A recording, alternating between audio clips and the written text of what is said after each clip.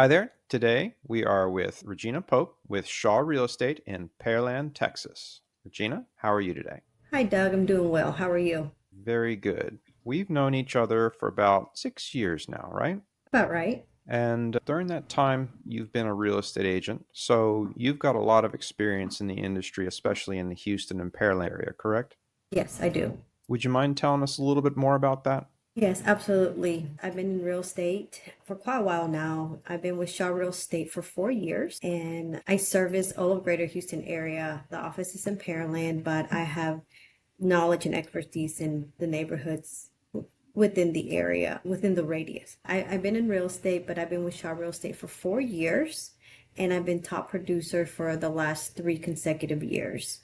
I have intense knowledge in the Pearland area, Webster, Houston, Friendswood, all the greater Houston area, and I have an understanding of our local market.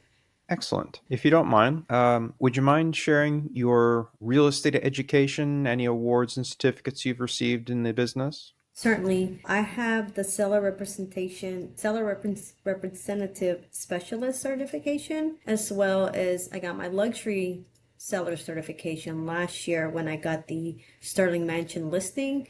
That is a historical piece in Houston. Would you mind being a little bit, giving us a little bit more on those two? What do those certifications entail? The seller representative certification is the caters exactly to sellers. It gives us a depth knowledge on that side of the transaction and how to sell your home, how to advise, how to negotiate, and how to do from start to finish to facilitate the deal to make a smooth transaction for our sellers. And then there was a second certificate. I don't recall the exact name. Correct. It's the luxury home certification. Last August, I was granted the listing for the Sterling Mansion in Houston, and that is a $5.1 million mansion. So any property that's about 1.2 million is considered a luxury property. So there's a certification that class I had to take to be able to list these properties. What is the difference between the high-end I, uh, million plus property listings and a standard property listing that you might run into? Great question. There's really not a difference. The only thing you're dealing with more of the affluent lifestyle sellers and buyers. I don't know if that answers your question. I think so. It's definitely the same. The transaction's the same. The pieces are the same. It's that you're dealing with different types of socioeconomic individuals. Understood. If you don't mind, let's talk a little bit about your referrals and references. Do you have any testimonials about how good your work is? Yes, I do. I have serviced over 50 families and I've had received several of five-star reviews, testimonials, also Google reviews on my HAR profile that they've been satisfied with my service. They really like the fact that I treat them like family versus just a transaction. So people have gone out of their way to enroll in the Houston area realtors website and create accounts for themselves, and then on top of that, go into the whole transaction of reviewing you there as an additional vote of confidence in you. Correct. Okay, that's excellent. If you don't mind, you ready to dive right in? Yeah, let's do it. All right. So the first and greatest question that everybody's going to have on their minds is, how should I price my home? Yes, great questions. I get that a lot. So, to be able to price your home correctly, what we will do is conduct the CMA, and that is a comparative market analysis to assess the homes that have sold or are very similar to our subject property. Now, the recent solds is also what an appraiser will take in consideration. So, the comparative analysis is for homes that sold within a radius. So, they start within neighborhood, then we start within about a mile out up to 3 miles. This is the same steps that an appraiser would do to look at the homes that sold are very similar in square footage, location, and features and benefits. Now, I don't only just focus on the sold, I also focus on the active, which would be the competitive homes that are active on the market. So that'd be your competition. And once we determine a good price to make it very attractive, then we listed at that price to bring more qualified buyers. Now, we have a strategy that we use at Shaw Real Estate where we look at pricing and then we set a price where it's a little bit below market value. That way we have multiple offer scenarios. That means that buyers were going to come to the property. They're going to say, hey, I love this house. Let's put in an offer right away. And then we create a multiple offer scenario where we have competitive offers and then we have multiple offers and then we drive the price up. Okay. I think there's two major threads there that I'd like to explore.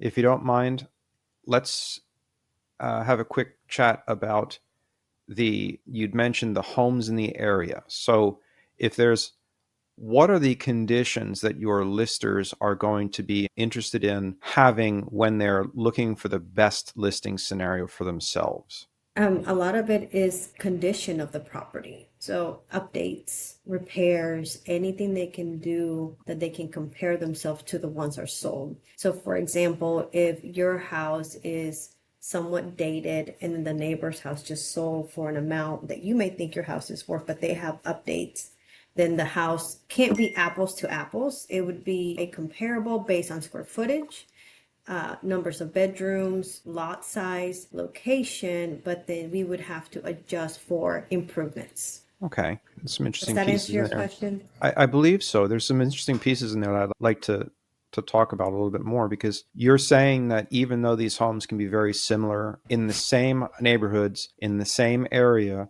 that just by the taste and texture of the home, you may have a completely different opinion from families coming to look at your home because you have kept updates in your home and you're finding that's a greater driver than a lot of other factors. Yeah, absolutely. Improvements, curb appeal, repairs, things that are attractive to a new buyer. It would separate your home because each home has its own unique features and benefits, and we take all of that in consideration.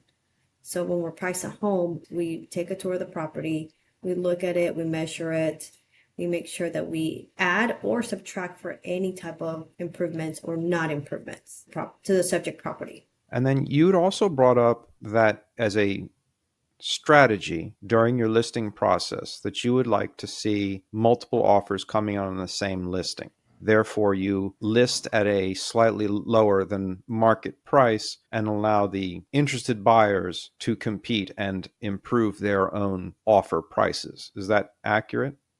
That is correct. We've been doing this strategy even since before COVID and multiple offers were a thing. If you price the property right, it will sell. We have three factors on that. We have location, condition, and price. If we price it correctly, the home will not be in the market too long. It won't sit there too long. People are going to start wondering what happened. If we price it right, we should have many showings and we should have many offers the first 2 weeks of the property being live or thing. If you price the property right, it will sell. We have three factors on that. We have location, condition, and price. If we price it correctly, the home will not be in the market too long. It won't sit there too long. People are going to start wondering what happened. If we price it right, we should have many showings and we should have many offers the first 2 weeks of the property being live on the market. If we do not have that, where we have showings and offers, then that means it's priced too high. Do you use any other incentives to get searching agents in to see things like offers, agents' offers, or anything like that? Or do you, as a matter of course, prefer to stick with the standard quality listing price and allow the agents to bring buyers to you? Yes, we do that. But also the sellers, they ask for our expertise. If we price it correctly, we'll have the buyer's agents bring the offers and we present those offers to the sellers, right? Now, we have had sellers where they have a price in mind and sometimes it doesn't match the comps. But at the end of the day, they're the boss. We do what they want us to do. We'll try it. And if we don't have offers in the first 2 weeks, then we go back and revisit that question about going to the strategic pricing, the pricing strategy that we do, marking it below market value to bring more buyers and drive the price. Okay. So do you have anything else that you'd like to add about pricing your home? Every home is unique. And again, we like to see it and we like for it to be like to look good, smell good, to show well, and be able to be available for showings. That also brings offers. If the home is ready to go, you could still be living in the property, but be flexible when it comes to showing the property because the more it shows, the better it's going to sell. If you don't mind, let's look at how you plan to market my home when I list with you. What are your steps that you like to go through to actually do the marketing process to to get the most amount of eyes onto the homes that you're listing? Yeah, absolutely. So our marketing plan does include professional photography. We get photography done and drone photography for every one of our listings. We syndicate to all, it's on our website, and we syndicate to all of the websites, including the MLS. We do social media promotionals and we do ads. And then we hold open house, direct mails. And the most key part here is that we call the neighborhoods in the surrounding. We try to find the buyers that wants to move into the neighborhood. So we call the neighbors, hey, do you know anybody who wants to live next door to you? You can choose your neighbor. That's the strategy that's been really helping. I don't think anybody's doing this. A lot of agents aren't calling. We call, and we call a lot to find a buyer.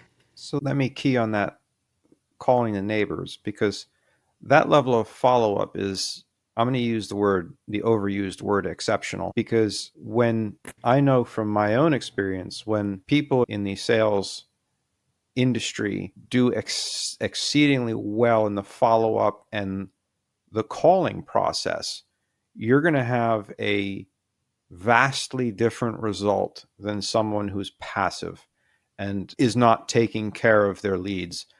And would you mind going in a little bit more to explain how that differentiates you from all the other agents in the area? Yes, absolutely. As far as lead follow-ups, that's the key, just like you mentioned. Calling potential buyers, finding the potential buyers is important because a lot of the times the MLS will do its thing, right? You'll list it, people will see it. That's not enough. That's like me waiting for a buyer to come.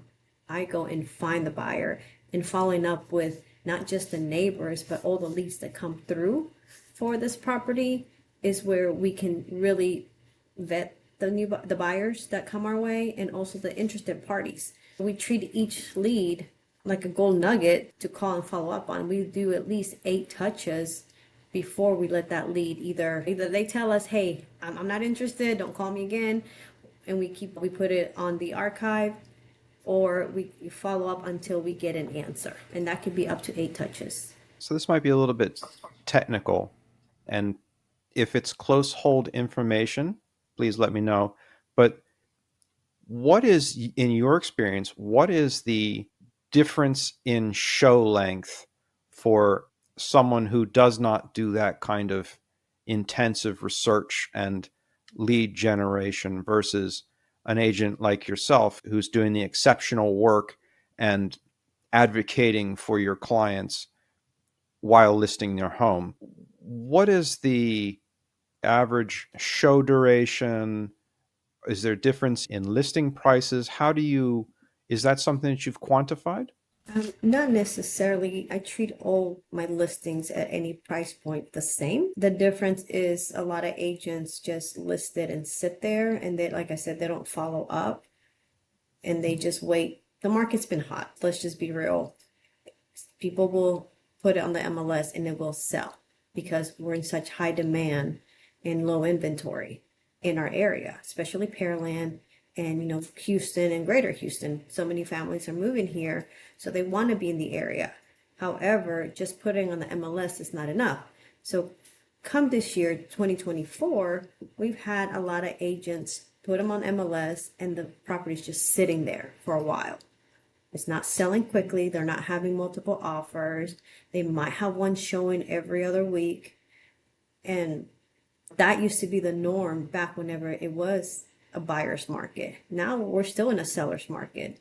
So putting the home on MLS, it will still sell. But if you want to sell it quickly, then you have to do that follow.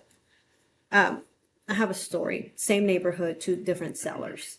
One listing's been sitting there for a while. I actually called the agent and they had multiple open houses. Open houses just brings some buyers and some that aren't just nosy neighbors. So their listing was sitting there for over 36 days with no offers, with maybe a handful of showings. I got the listing down the street.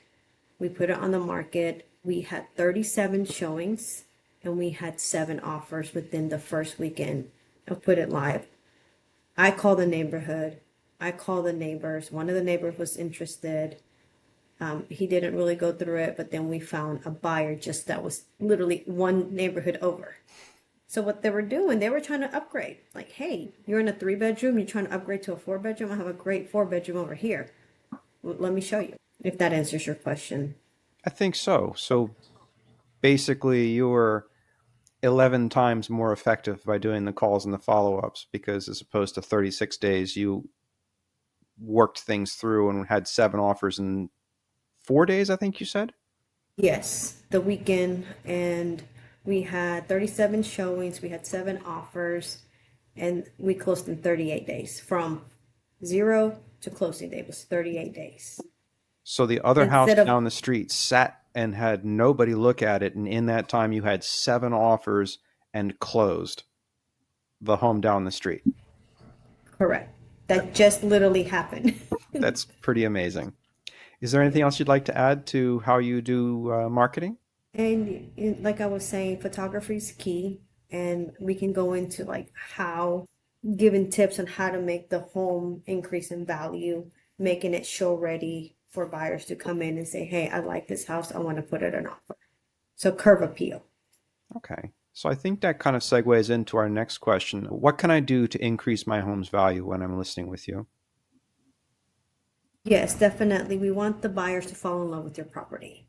So a fresh coat of paint on the front door, because remember, they're gonna drive in, park in the driveway, and the front door is going to be the main thing that they see.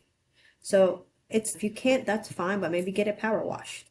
Get in the front door and just the opening, the exterior to look very well maintained. Patio, and that fresh coat of paint for that door will make a difference. Adding flowers to the front porch or your flower beds, having that landscaping, making it very beautiful and vibrant flowers for the buyers to come in and just feel inviting and warm, that wanting to come and, hey, I can live here. Again, park in the driveway, see the front door, see your front porch with flowers. I think that's a big point. And pressure washing. Like I said, if you can't paint, that's okay. Let's get it cleaned up. I think that's very key. And also the garage door. Some people neglect that, and they sometimes, like on the gutters, there's stuff growing. So clean gutters and pressure washers. Anything the exterior that will make it look good, I recommend. Changing the light bulbs to the front porch is another good one. That way, if they are coming in the evening and the lights is on, they can just see, okay, it's nice and lit. We can see going up to the door. And also helps with photography. Part of our photography package is we'll do a twilight photo and we turn the lights on from the outside fixtures. Okay. And also maintaining the lawn. We're in Houston, it's warm. The lawn grows very often. So keeping that maintained while the house is on the market and while you're living there, that way it's very manicure and kept up so it shows well. Another piece would be if you have numbers on your house, you might want to replace them or get, sometimes they have the curb numbers. If there's no sign and there's no numbers, hard to see, buyers are having a hard time finding your house. So I recommend getting that, making it easier for them to find you, and overall enhances the curb appeal. So you're actually more curb appeal to your mind is the full package from curb through driveway through walkway through front door, curb through driveway through garage all the way into the home. The whole picture from start to finish. Is that correct? From the sidewalk to the backyard, that's what we focus on. And like I said, making it very welcoming and even putting in a new welcome mat and maybe a cute plant next to it. And that's something we would provide if the house is vacant. I've had sellers say, hey, I'm moving out of state.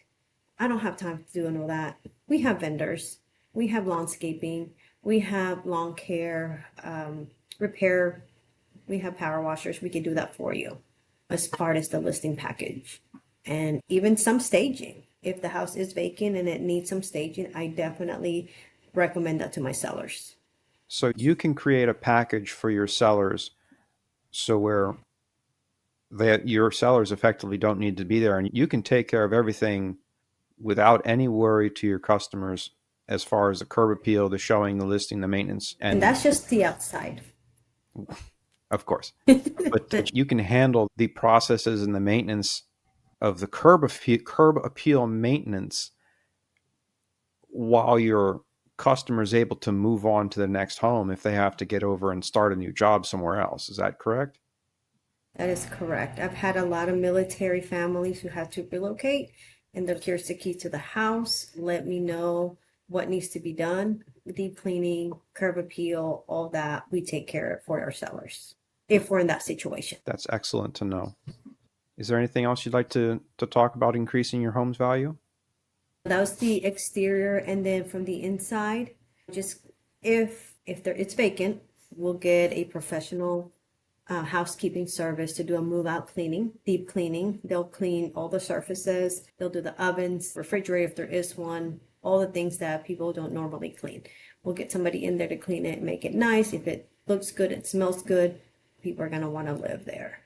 And if the seller is living there, I give them a list on how to declutter, how to put things away that are controversial. I do recommend not having anything political, even family pictures lined out in their homes.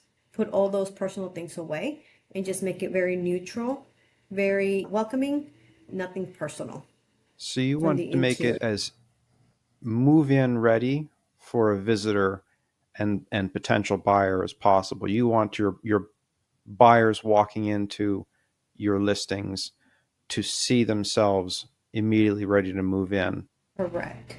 Correct. If they're still living there, they can start declare. That's one of some of the things that we tell them about 21 days before it goes live. Sellers can start donating, trashing, packing up things, putting in the garage or closets. The closets is not too much of a big deal if they open it, if it's cluttered, but just decluttering the surfaces that people are going to see as soon as they walk into the entire house. I think I might be in trouble. Is there anything else you'd like to add? I think we've hit the interior, the exterior, and then the interior. Yes, and it's going through the house. I will walk with the seller and just make those recommendations needed.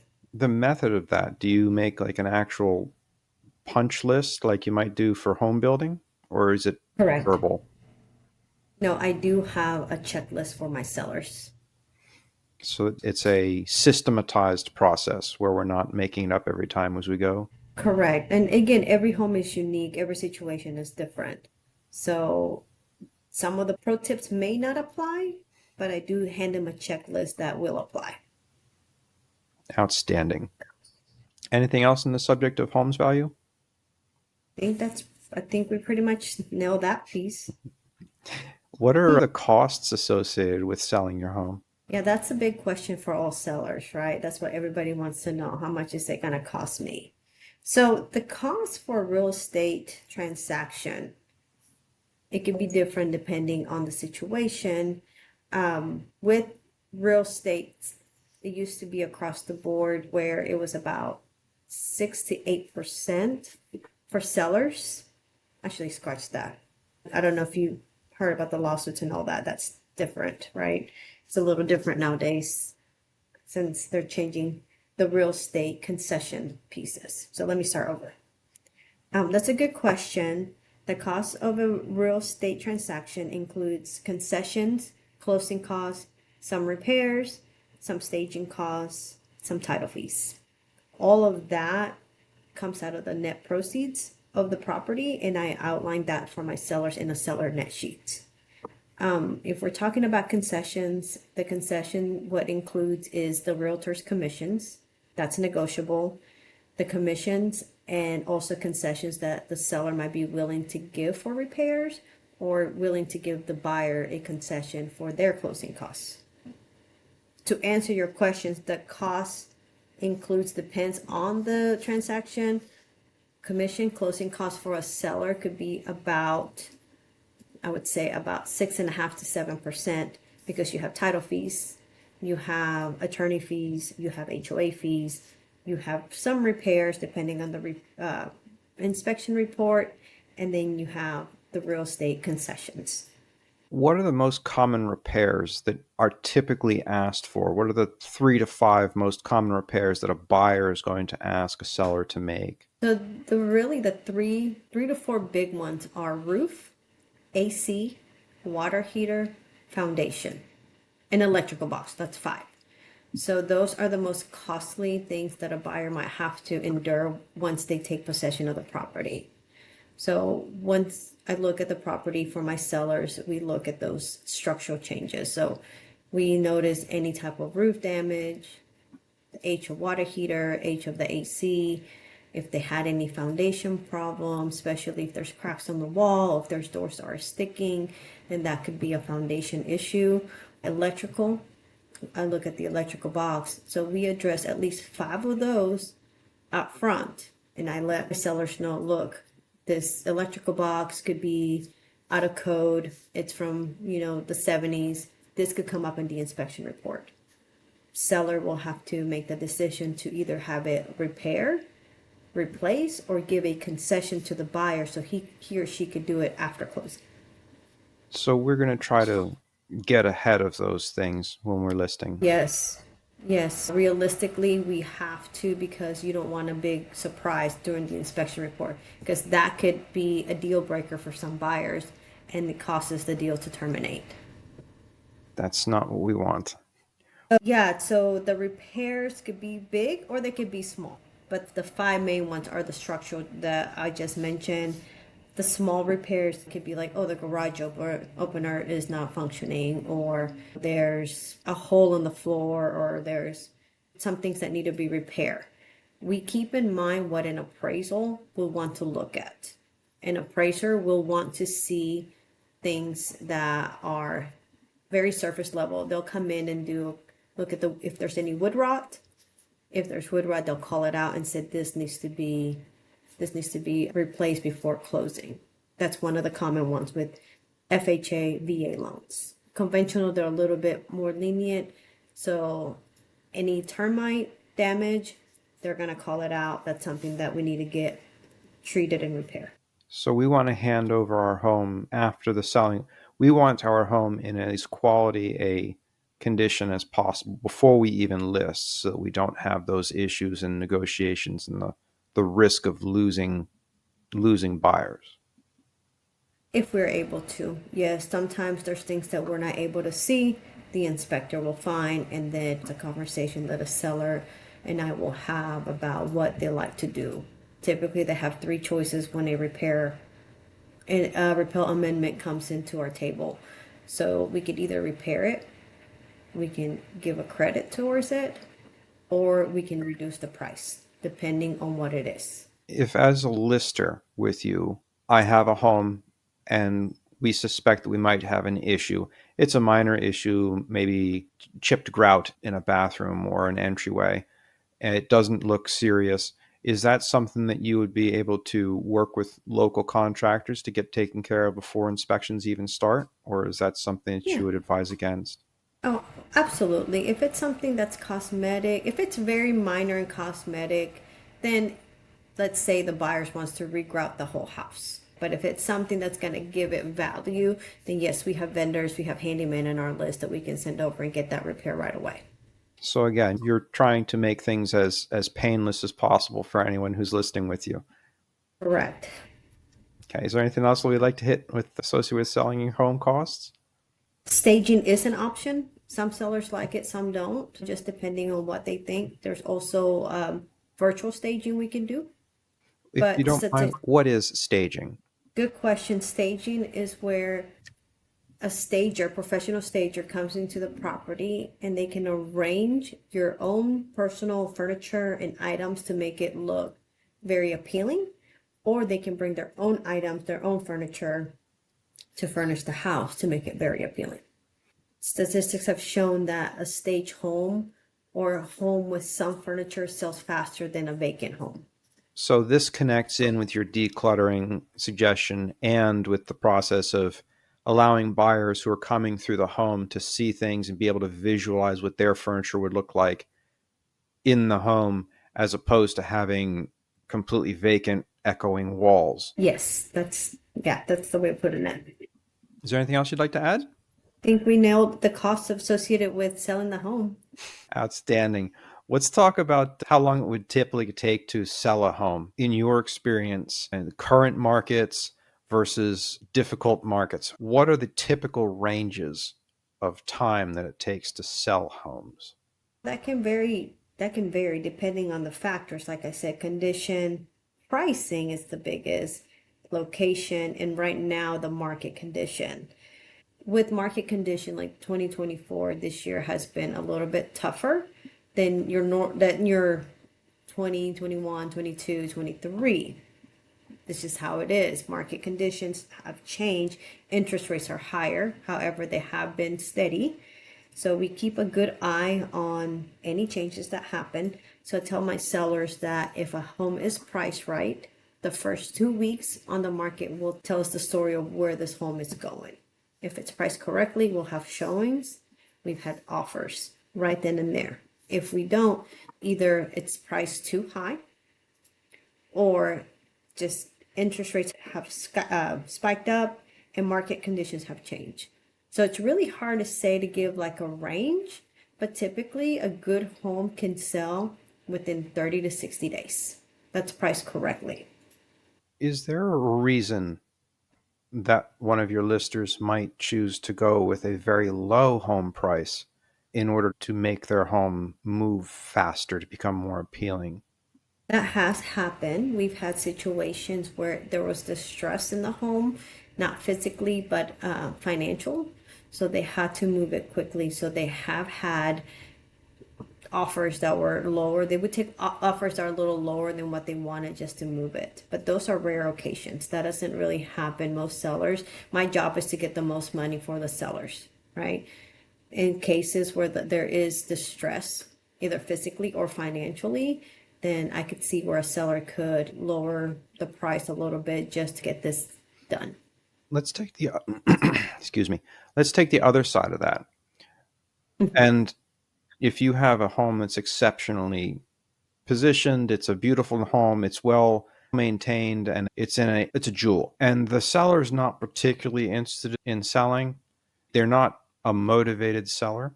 What kind of pricing and what kind of listing techniques would we use for someone who doesn't need to sell but wouldn't mind selling? That's definitely a unique situation. I just had that scenario earlier this year. I had a gentleman that was selling his house. His house is great condition, original owners, lots of pride of ownership, beautiful home. He had a price in mind as far as what he wanted. Not in a rush. It's okay if it sits on the market. He intentionally priced it high, going against what I had recommended, which is fine. Again, he is the boss. I do what my clients wants me to do. We priced it at his price point. 30 days later, we did a price reduction. So the first week we had 2 showings, no offers. Then the showings after week 2 kind of slowed down, still no offers. We reduced the price. We had maybe one showing. The point is that when he priced it high, he intentionally did that because he's not in a hurry.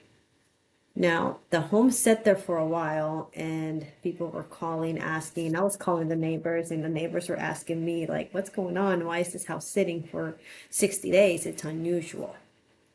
What I recommended my seller was to get the house appraised. He didn't want to get it appraised because he thought that what he had is great condition, great location, like you said, a hidden gem. The property sat there for 60 days. Finally, we agreed to lower the price to my recommendation. We had 3 offers right away. Even with my recommendations, we got under contract, had an appraiser come in and it appraised. But because the comps didn't show exactly apples to apples, then they did a secondary appraisal that came in and did it. It met value, just like I mentioned. His motivation higher, it sped up whenever he saw that it sat there for 90 days. We got it closed in about 120 days. Okay, so about And 30 days after the adjustment, we got to close. yeah, about 60 days after the adjustment, yes. Yes, excuse me. 60 days. So motivated sellers, great. I do recommend if they want to get an appraisal done ahead of time, that's beneficial, but it's not necessary. The comps that I provide do show and the market will show because at the end of the day, the buyers is what drives the price. I've had homes where price, we had a cash offer. We sold it right away. This gentleman thought that his house should be appraised in a different neighborhood than where his neighborhood was, based on the condition of his house. It took a little bit longer, but we got it done. What other aspects, other than the price and the setting the home for sale, what are the most useful methods to get your home once listed sold, other than price and setting? You broke out the last part. What was the question? Other than price and setting the home and doing the repairs for the curb appeal purposes, what are the most important? Is there anything else that's really important to help move your home and get yourself sold? Definitely available to, if you're occupying a property, be available for showings. Showings are very important, and also as an agent, communicate, over communicate from both sides, from my side to the sellers and the sellers to me. I like that communication to be open the whole entire transaction, so there's no question about what's going on with the home. I think that's very important to get it done. Is there anything else that you'd like to add about selling your home? The time it takes to sell your home, excuse me. We also look at the market, and I do provide a market data sheet every week. So days on market that might be changing. Again, with the new interest rate and some of the new rules that we're getting from NAR, then days on market could be a little bit longer. But I keep, again, communication with my sellers about any changes weekly with the market in their area. What should I, as a lister of my home, expect during the sales process from start of the listing date all the way through close? Um, what's my timeline? What should I expect out of you as my listing agent? And how do we go through the process of the sale? Definitely communication, just like we talked about. You will hear from me constantly. Over communicating is the key. I'll walk you through the process on how to set your home up 21 days prior. We use a 21-day campaign where we can put the home is coming soon on the MLS. In that 21 days, it'll give you the time, it'll give the sellers the time to get the seller's disclosure filled out, any warranties, any repairs, any curb appeal done. Once the home is active on the market, we'll start hosting the showing. A seller will receive an email as well as text message for with any showing appointments. And they can approve it or deny it.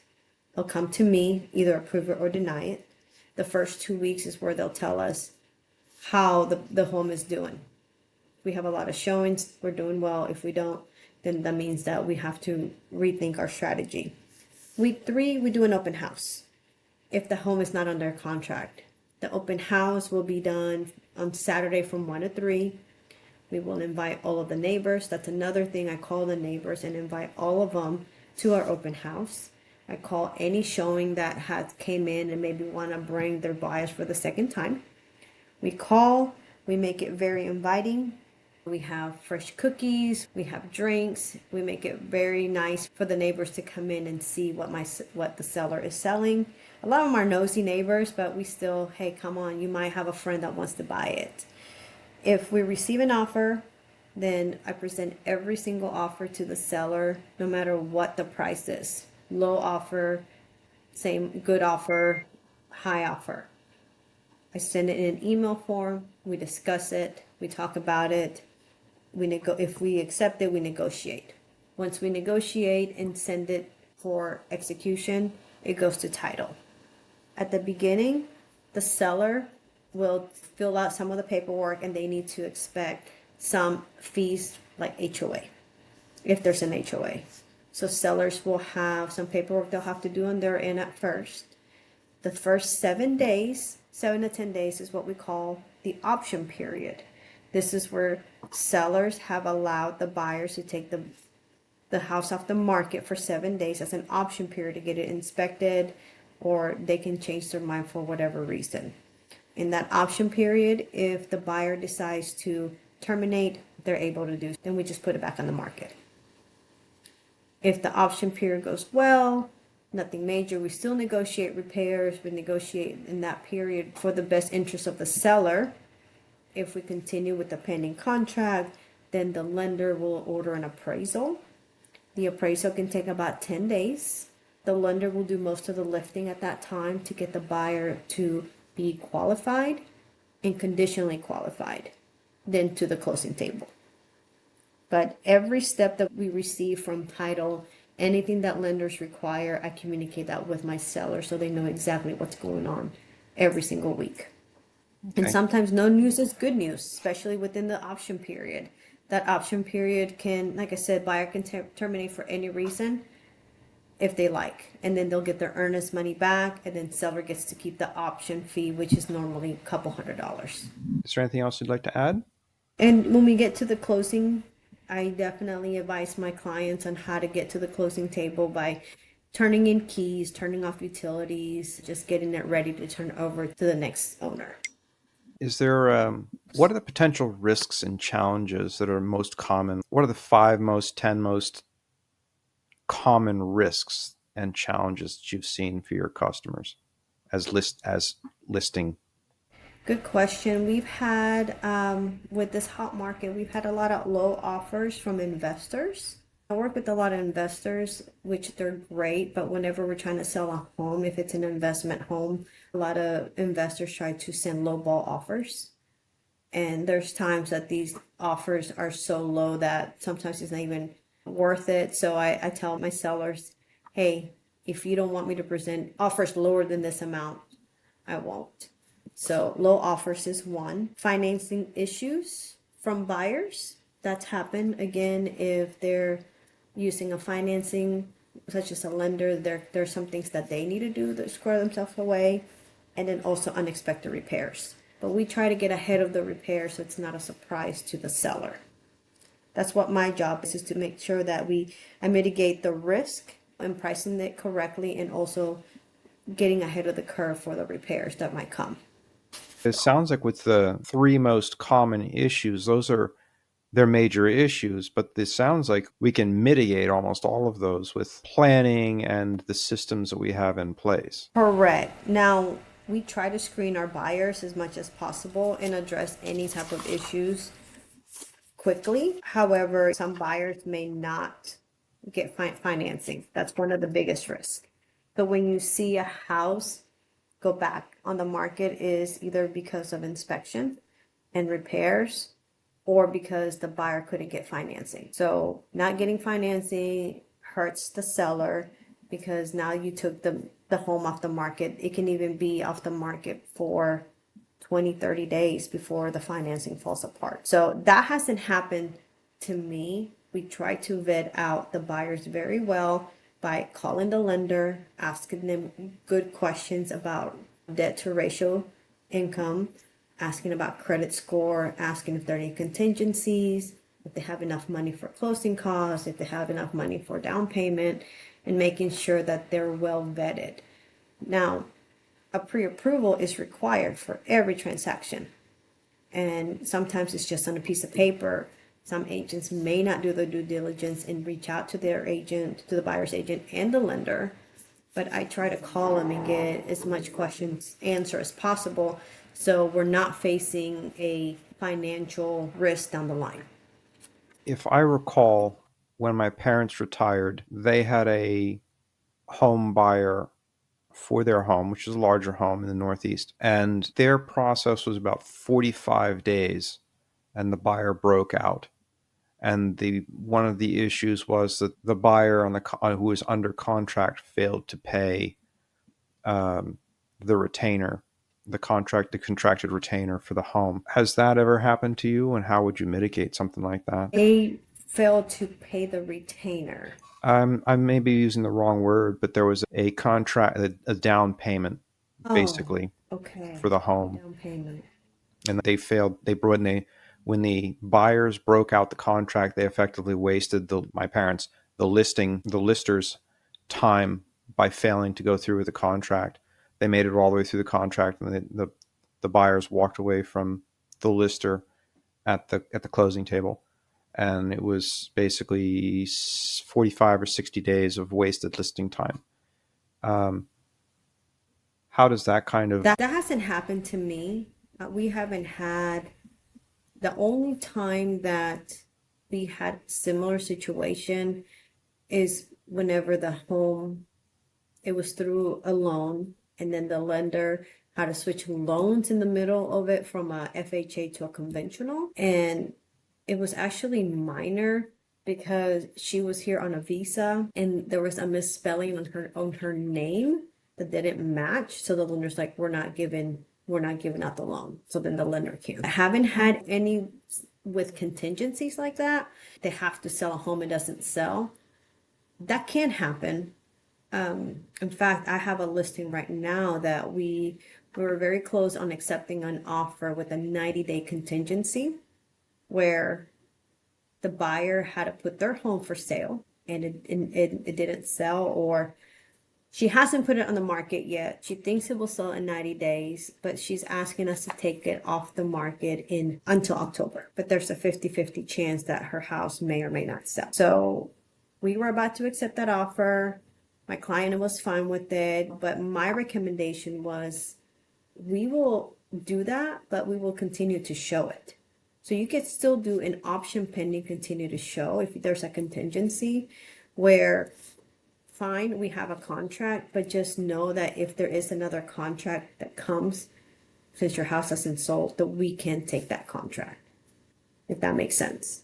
absolutely, it's an option, a purchase option would Yes, a cover purchase option. a purchase Correct. option would cover and not waste your lister's time. Yes, because again, if you're still continuing to show it, people can still make appointments, come see the property, and possibly have an option to sell a better offer. So someone comes to your lister, makes an offer, and they're not ready to close immediately. They basically have a first right of refusal option. And there is a form. We do have a form for that. Um, that's just, you know, contingency that could blow up the deal.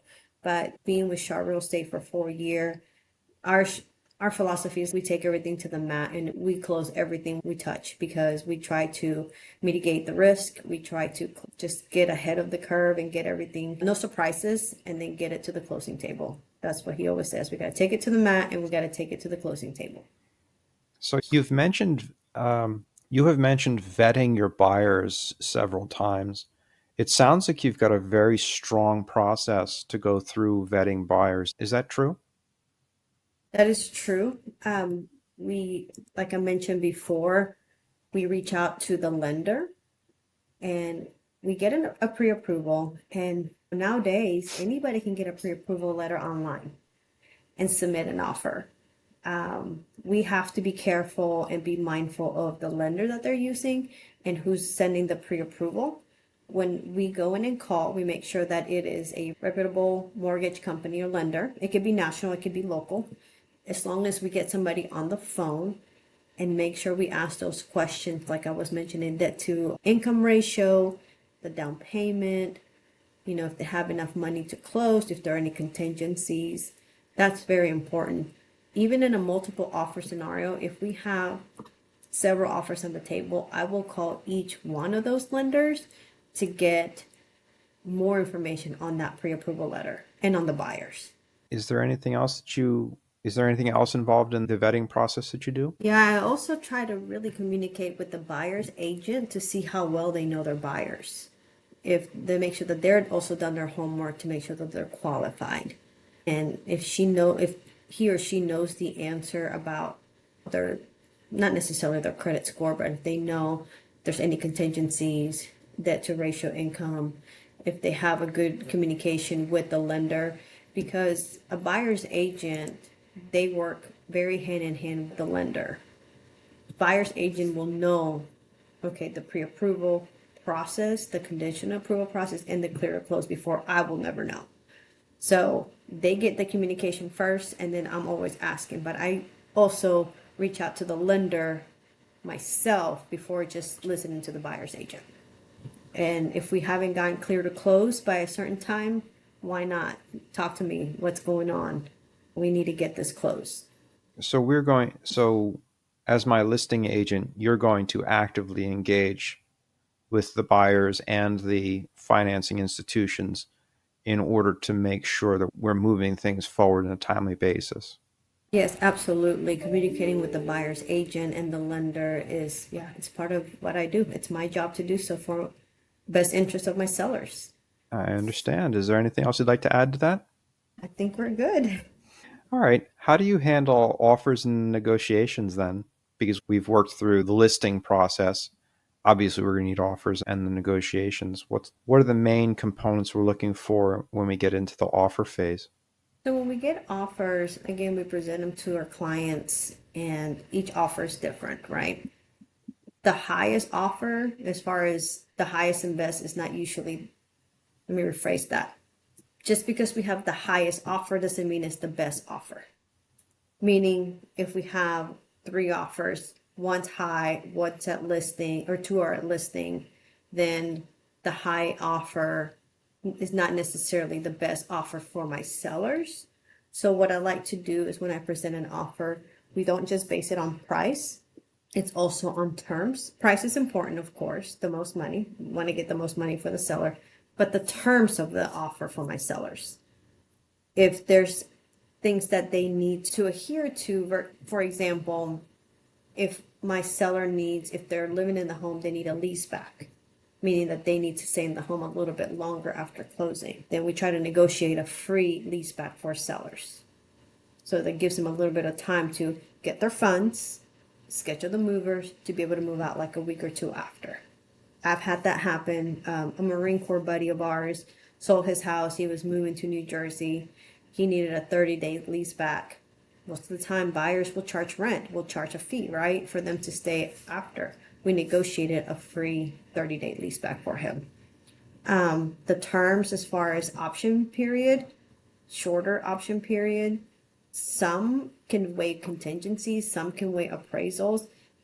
Being in the driver's seat for my sellers when I receive an offer, we stay firm and we make sure that we drive that offer up. Again, not necessarily just on price, but on terms for my seller.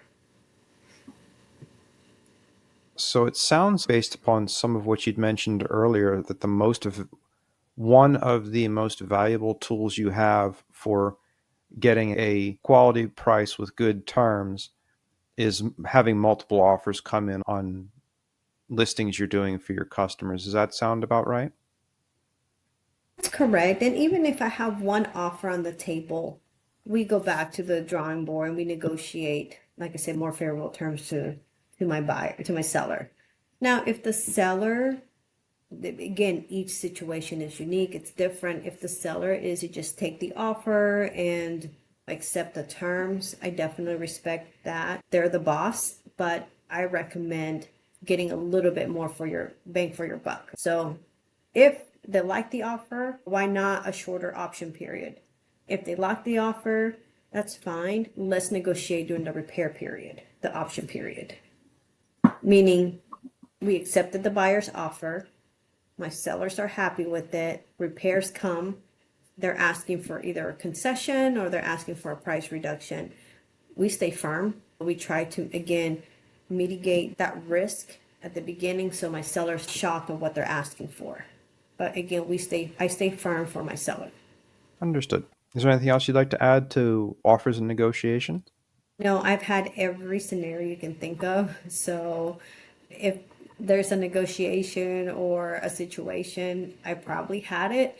So I guess what I'm trying to say that I have expertise in that negotiation piece and in any situation, just about. So it sounds like you're extremely experienced. You've got an exceptional follow up process and you have systems in place to benefit your listing families. What else sets you apart from other realtors? So I treat everybody like family. To me, it's more than just a transaction. And I always value relationships because to me, helping a seller in any given situation is helping them solve a problem, whether it is moving out of state, Families changes all the time. Family dynamics change, life situations change. So I try to be there to smooth everything over and help them get to that closing table. And I feel like building that rapport and having that relationship with them, again, treating them like family versus just a transaction, has been very strong, has created a very strong relationship with people where I've gotten a lot of referrals just for that. My sellers, yeah, Regina, she's understanding, but she's good, she's firm, and she's helped us solve a problem. I guess that's my biggest focus. How can I help you solve a problem to get you to achieve your goal? How do you personalize your approach for each family who lists their home with you? Question, and everybody's unique. So most realtors will go in and they'll do the same thing. They'll bring comps that they already looked at. If they have a listing presentation, they'll go in with comps. They'll go in with a price in mind, right? And yes, you do your homework prior. But again, I go in there just to try to solve the situation. So if a seller's, just went through something like a divorce or death in the family, I help them with that, maybe that probate process, or make sure that they have their ducks in a row to say who gets awarded the house during the divorce, or a situation where there's a job relocation. I can take that bump of the work to help them get the house ready. Again, it's very unique, and it's hard to say if there's like a system in place. All my systems are the same, but it's unique on that person. So you're customizing systems to people's individual needs and adapting as your listing customer needs. Correct. I've had sellers where they've had zero money for repairs.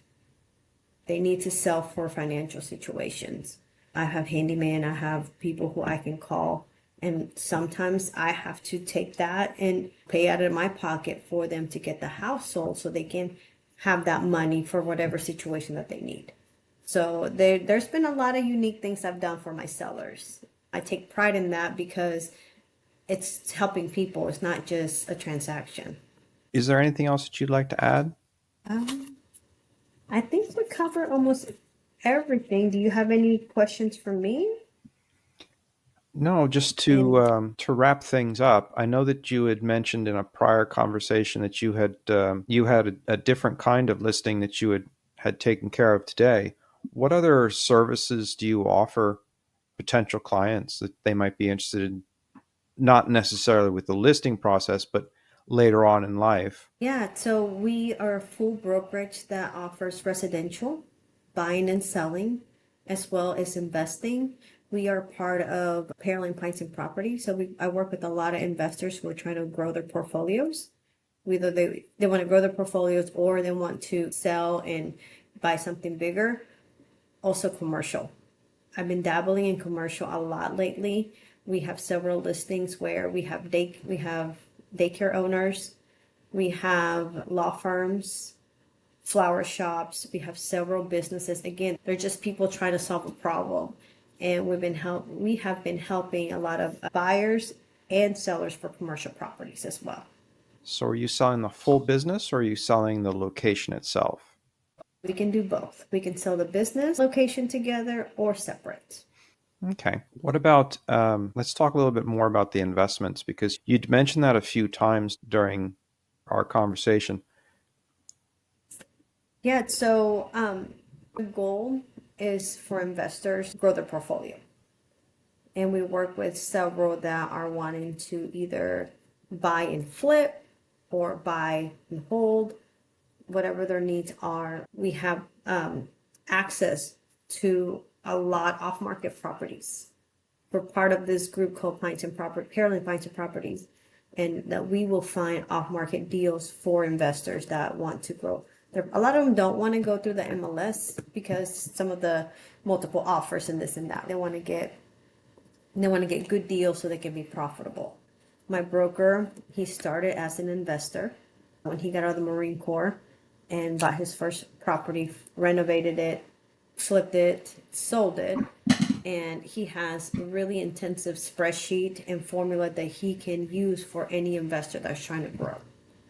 We have investor who's trying to sell couple properties to buy multifamily. We have a lady that has 60 doors and owns apartment buildings. And not also that we help her buy and sell those, that we also offer property management if any investor would need that as well. So you have a full suite of services. You can buy and sell residential homes. Plus, you've got access to investor portfolios for both buying and selling, and you can operate into the business transactions, buying and selling businesses along with the real estate and the dirt that they're sitting on. Correct. Are there any other services other than the um, tenant management that you offer? No, property management, like you mentioned, and leasing. Again, some of my investors become landlords, and I help them lease their properties.